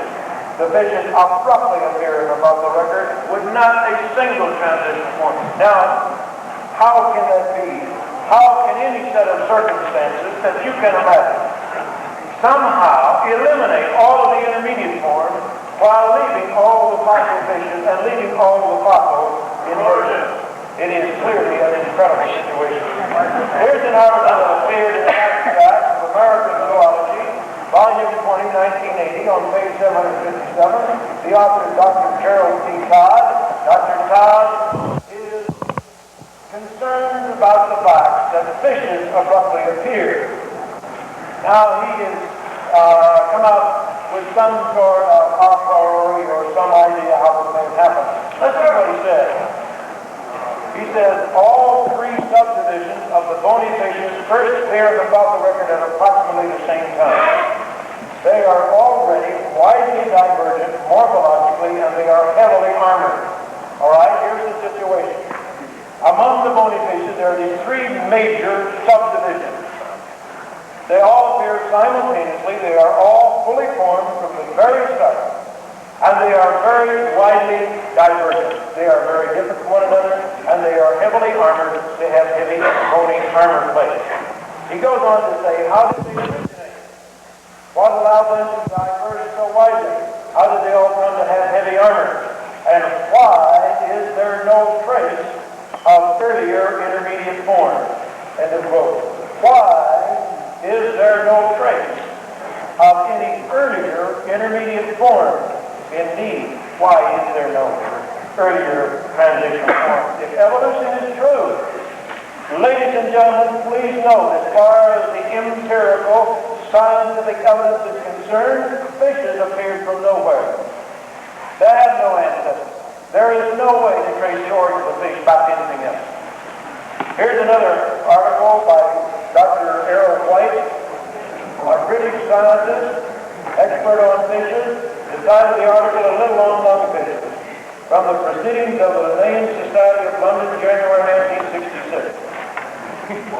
Dr. White is talking about the lungfishes, and he says, but whatever ideas authorities may have on the subject, the lungfishes, like every other major group of fishes that I know, have their origins firmly based in nothing. End of quote. Nothing, ladies and gentlemen, means nothing, absolutely nothing. The major kind of fishes that he knew anything about had their origins firmly based in nothing. Now, let me ask you a question. Which model does the data fit best? Does this data fit the creation model, or does it fit the evolution model? May I point out, forgetting all about evolution, forgetting that anybody had ever thought of the theory, if I was a creationist, I'd ask myself, what would I expect to find in the fossil record? What positively could I expect to find that would give evidence for creation? This is precisely what we would do. The abrupt appearance of these major types without a trace of an ancestor or an intermediate form is remarkably in accord with creation. Next slide.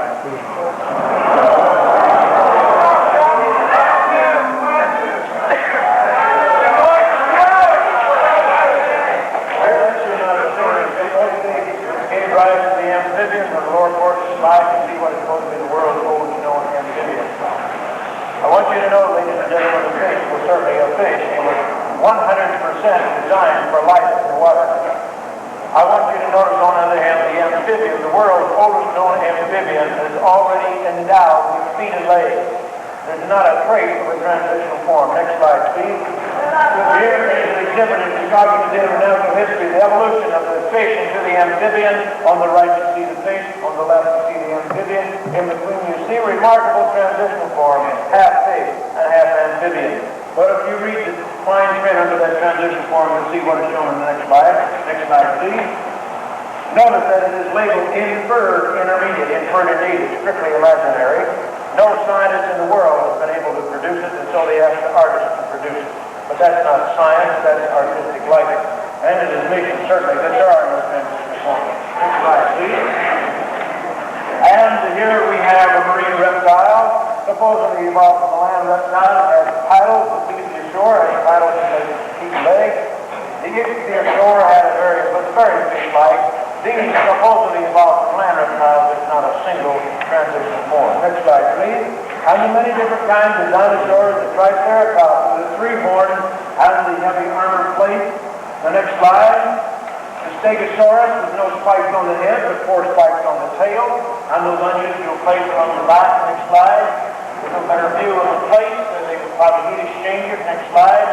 Shows the spikes about 3 feet long and about 6 inches in base. Very easily fossilizable material, there's no question about it. Next slide, please. The Trachodon was one of the duck-billed dinosaurs, 10 and 18 feet high. According to the theory of evolution, jaws and teeth gradually evolved into duck-billed. There was a great variety of duck-billed dinosaurs. Not a single ancestor, not a single transitional form has ever been found showing the gradual transformation of jaws and teeth into duck-billed. Not a single transitional form has been found to the origin of the horned dinosaurs or the stegosaurus or any of these other creatures. They appear fully formed without intermediate. The next slide, please. Next slide. Well, I'm sorry. That's my grandson. You go to the next slide.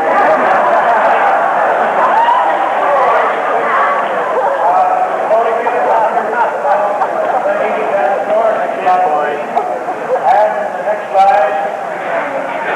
And the famous brontosaurus weighing about 40 tons, 80 feet long. The next slide shows the largest dinosaur of all the brachiosaurs, 50 feet high. A massive dinosaur weighing about up to 80 tons, a massive dinosaur, and not only massive in size, but his nostrils were not located on the end of the snout, but in the bony dome on the top of the head.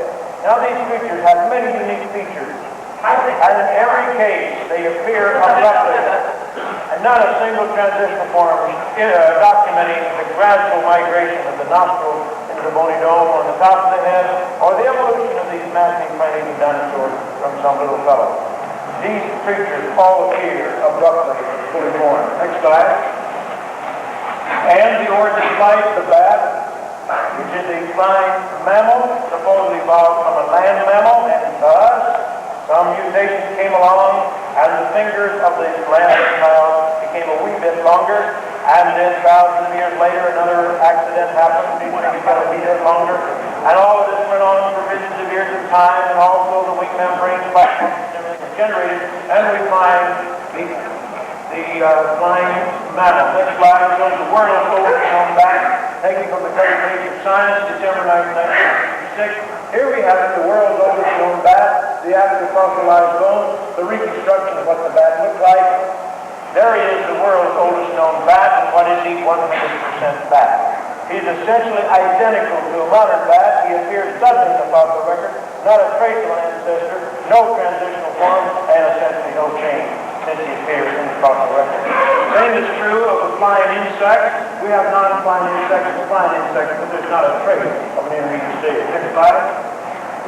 And here, now finally, here we have a remarkable example of a transitional form.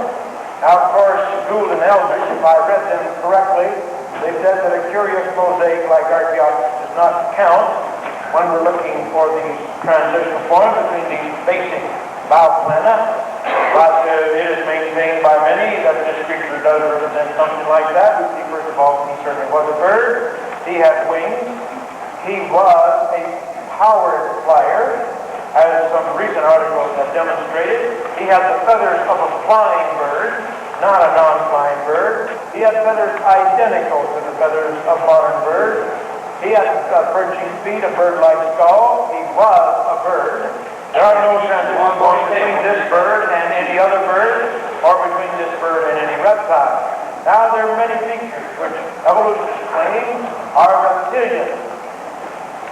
Well, that's not surprising because they look at modern birds and say they have many reptilian features. But in addition to that, there's some unique features that we can ascribe to Archaeopteryx. He had a long tail, he had teeth, and he had claws on the wings, for example. Well, let's look at at these in a little bit more detail, I believe it is true that no barn bird has teeth. But what we find in the fossil record, some birds have teeth and some do not. But we do not find intermediate. We have not a single transitional form showing teeth disappearing in birds. Some birds had teeth and some did not. I do not think that is surprising because we find that to be true of every subclass of vertebrate. Some fishes have teeth, some don't. Some amphibians have teeth, some don't. Some reptiles have teeth, some don't. Most mammals have teeth, but some don't. Most of you have teeth.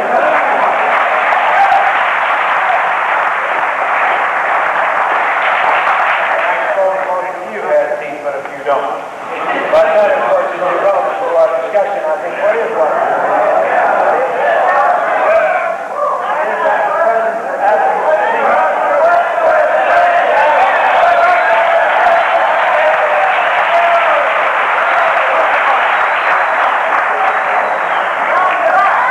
Next slide.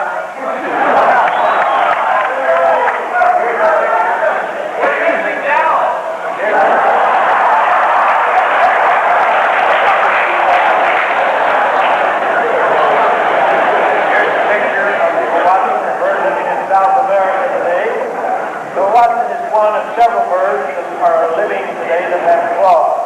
The next slide, please. So the juvenile Watson has 2 claws. The turtle of Africa has several claws, and the ostrich has 3 claws. Every bit of reptilian as a claws of Archaeopteryx. Of course, nobody claims that the turtle or the Watson or the ostrich are intermediate forms. Nobody will say that.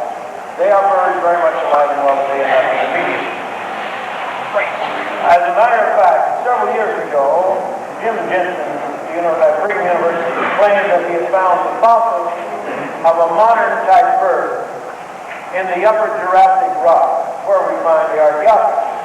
Therefore, if this is finally and fully verified, it would demonstrate that Archaeopteryx is a contemporary of modern birds. Evolution has long claimed, and rather vehemently in the past, that you have 2 contemporary creatures. One could not have been the ancestor of the other, but they must have evolved from a common ancestor. I think that is additional weight to the fact that Archaeopteryx was a bird and not an intermediate form.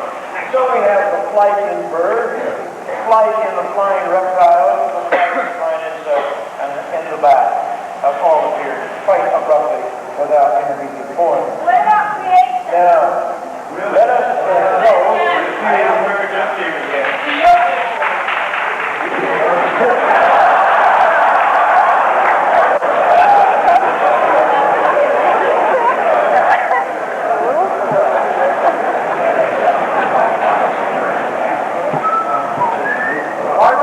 I want to make a few statements here from the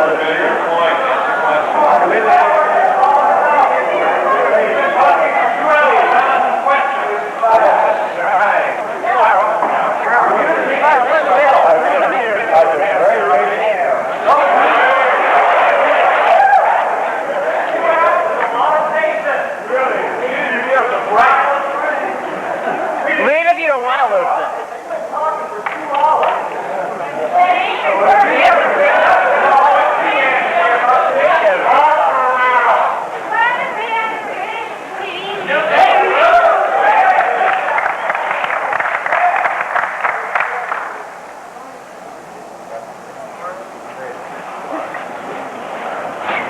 Well, I suppose at least I got a better reception than Brady would have got here on this campus anyhow.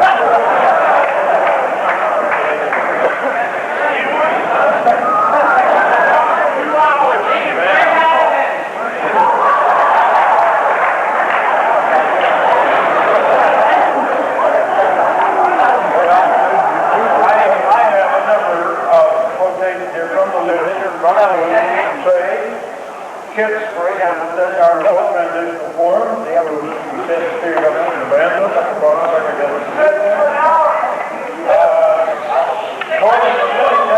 to tell you one more story. I'm going to tell you one more fact.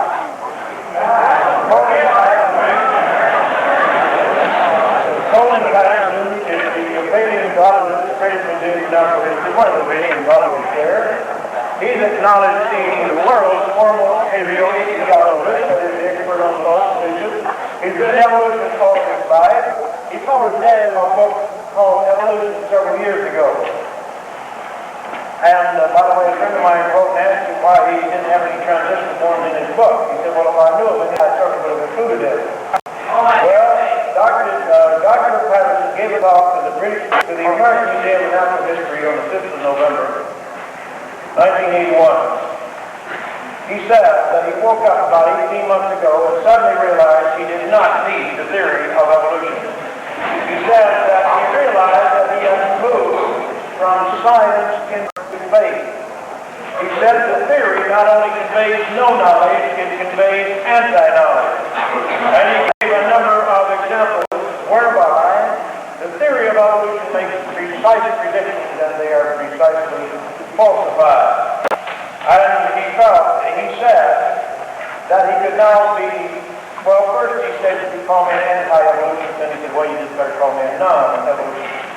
Now here is another man, and on the basis of the greatest fossil collection in the world available to him, has said that he knew of no transition form, and he realized that the theory of evolution not only conveys no knowledge, but anti-knowledge.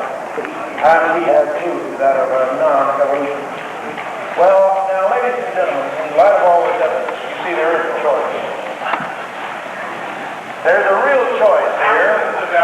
One can believe, if he so chooses, to believe that this universe created itself in contrary fashion to the natural laws that we have operating.